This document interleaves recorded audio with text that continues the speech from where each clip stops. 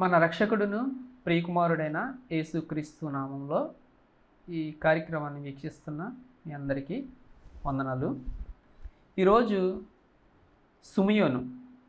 సుమియోని జీవిత పాఠాలు మనం నేర్చుకోవడానికి ప్రయత్నం చేద్దాం. జాగ్రత్తగా గమనించడానికి మీరు ప్రయత్నం చేయండి. సుమియోను పిలేకు కుమారుడు. అయితే ఇతనికి ప్రత్యేకమైన ఈయనలో ఒక ప్రత్యేకత ఏముందంటే, ఇతను ఒక మత గురువు, యూదులకి ఒక గురువుగా ఉండేవాడు. యెరూషలేంలో సన్హెద్రి సంఘం అధ్యక్షుడు అనమాట ఇతను. సన్హెద్రి సభ అంటే మీకు చాలామందికి తెలిసే ఉంటుంది, 70 మంది ఉంటారు. దాంట్లో ఇతను ఒక ముఖ్యమైన వ్యక్తి అనమాట. ఈ సుమియోను గురించి మనం కొన్ని విషయాలు నేర్చుకోవడానికి ప్రయత్నం చేద్దాం. లూకా సువార్త 2వ అధ్యాయము 25వ వచనం నుంచి కనుక మనం ఇతని గురించి చదువుతూ ఉంటే కొన్ని విషయాలు మనకు అర్థమవుతాయి. అయితే ఆ వాక్యాన్ని మీరు చదవండి. నేను ఒక 4 పాయింట్ల కింద, ఒక 3 పాయింట్ల కింద చెప్పడానికి ప్రయత్నం చేస్తాను. వాటిని మీ మనసులో ఉంచుకోవడానికి మీరు ప్రయత్నం చేయండి. సుమియోను ఎదురు చూచేవాడు. మీకు చెప్పాను కదా, ఇతను ఒక మత గురువు, జ్ఞానవంతుడు. ఇతను దేవుని యందు భయభక్తులు కలిగిన వ్యక్తి, దేవుని అడుగులో నడిచిన వ్యక్తి. అయితే ఇతను కొన్ని కట్టడలను, కొన్ని ఆజ్ఞలను అనుసరించే వ్యక్తి. అయితే ఏం కట్టడల్ని అనుసరించాడు, ఏం ఆజ్ఞల్ని అనుసరించాడు?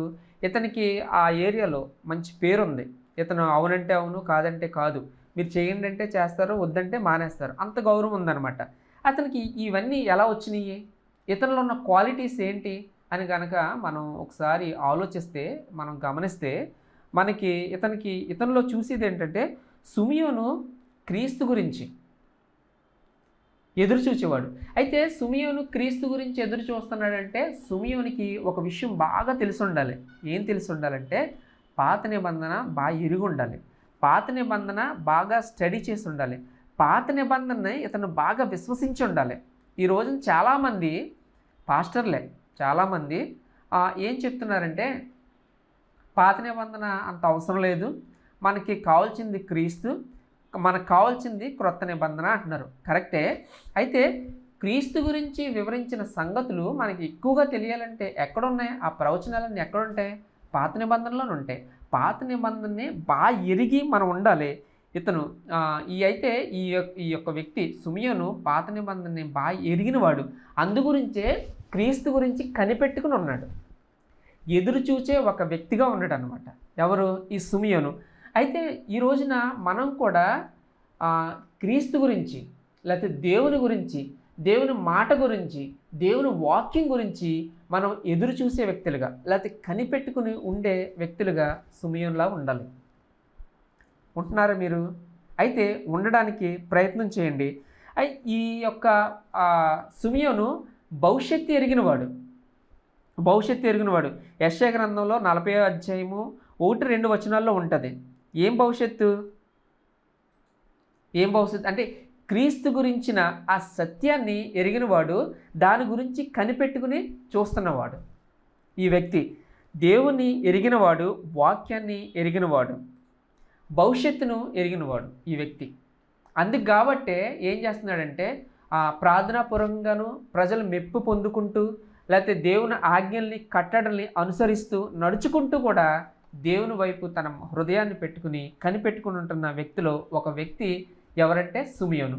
అయితే ఇలా ఉంటున్న వ్యక్తికి దేవుణ్ణి ఎప్పుడైతే ప్రేమిస్తారో, దేవుని మీద ఎప్పుడైతే ఆధారపడి లేదా దేవునికి లోబడి బ్రతుకుతారో, ఆ వ్యక్తులు ఏం చేస్తారంటే ప్రజల్ని ప్రేమిస్తారు, సంఘాన్ని ప్రేమిస్తారు, విశ్వాసుల్ని ప్రేమిస్తారు. సుమియోను ప్రజల్ని ప్రేమించేవాడు. మొట్టమొదటి పాయింట్, సుమియోను ఎదురు చూచేవాడు, సుమియోను ప్రజల్ని ప్రేమించేవాడు.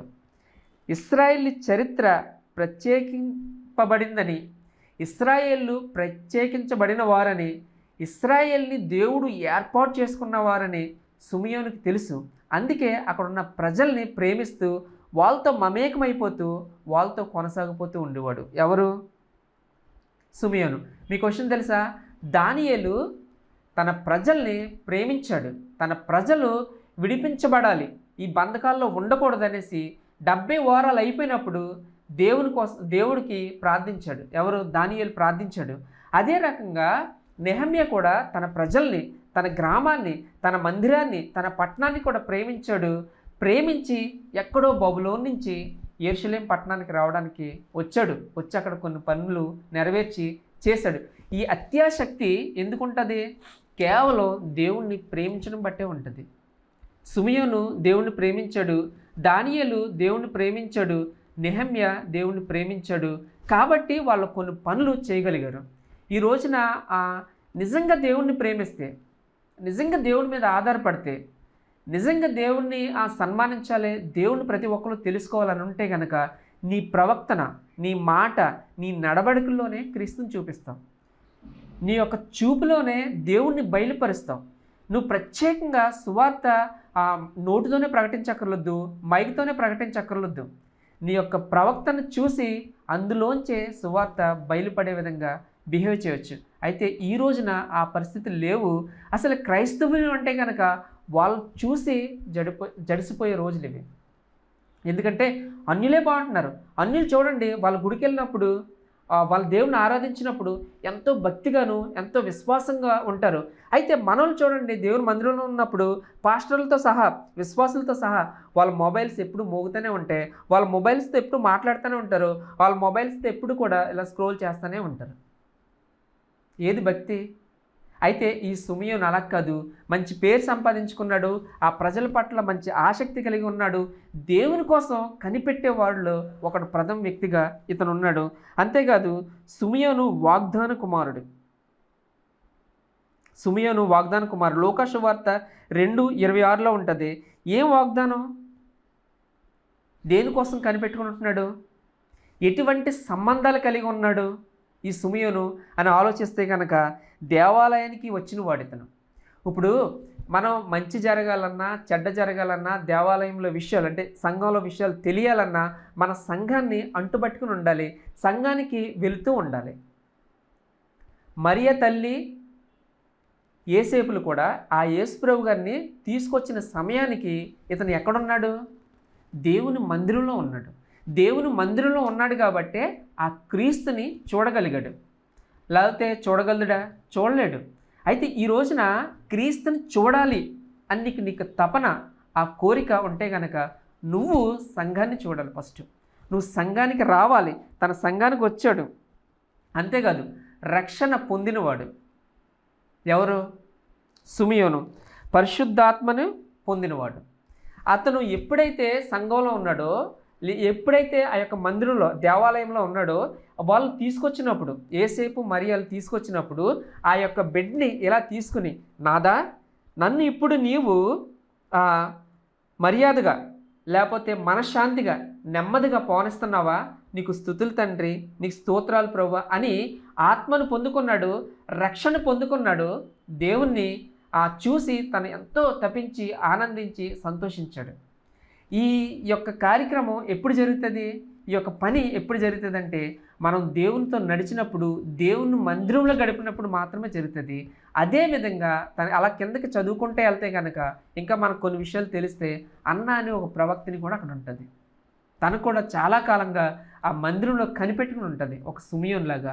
అయితే ఈరోజు నీవు నేను మందిరంలో కనిపెట్టుకుని, మందిరం అంటే ఏంటి? దేవుని మందిరానికి వెళ్ళాలి. నీ ఇల్లే ఒక మందిరం, నీ హృదయమే ఒక మందిరం, నీ శరీరమే, నీ దేహమే ఒక మందిరం.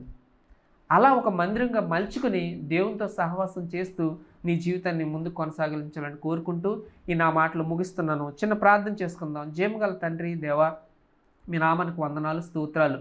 సిమియోను తండ్రి మీతో గడపడానికి, మీ మందిరంలో గడపడానికి, మీతో సహవాసం చేయడానికి ప్రభువా తను అంగీకరించినప్పుడు, ఆ ఆలోచన కలిగి ఉన్నప్పుడు ప్రభువా తన చేతుల్లోకి బాలుడిగా ఉన్నప్పుడు మీరు వెళ్ళారు. ఇది గొప్ప అద్భుతం ప్రభువా. అయితే మా జీవితాల్లో కూడా సిమియోనులాగా బ్రతికితే కనుక అద్భుతాలు చేయడానికి మీరు సిద్ధంగా ఉన్నారు. అటువంటి అద్భుతాలు సిమియోను ఎలా అయితే పొందుకున్నాడో మేము కూడా పొందుకుని మా జీవితాలు కట్టుకోవడానికి సహాయం చేయమని కోరుకుంటూ యేసుక్రీస్తు నామములో ఈ ప్రార్థన సమర్పిస్తున్నాం పరమ తండ్రి. ఆమేన్.